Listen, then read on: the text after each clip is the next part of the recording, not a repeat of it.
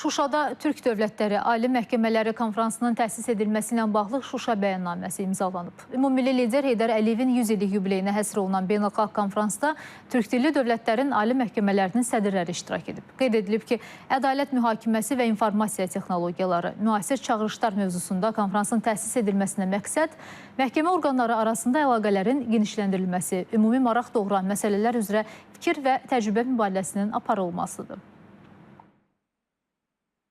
Bu günləri bütün cəmiyyətlərdə əsas çağırışlardan biri məhkəmə, ədalət mühakiməsinin, məhkəmə sisteminin çevikliyini artırmaq, burada vətəndaşların gözləntilərinə uyğun ədalət mühakiməsinin həyata keçirməkdir.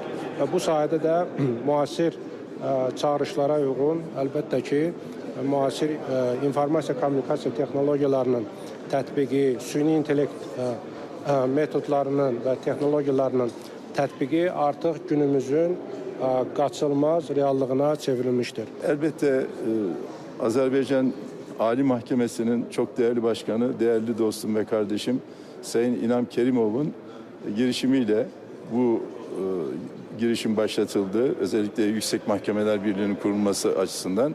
Bundan sonraki aşamada tüzük, tecrübe değişimi ve bundan sonra hukuk alanında yapılacak olan çalışmalarla ilgili olarak da hedeflerimizi ortaya koyduk. Bu bir daha üst seviyeye getirme imkanını bulabildik anlaşmayla.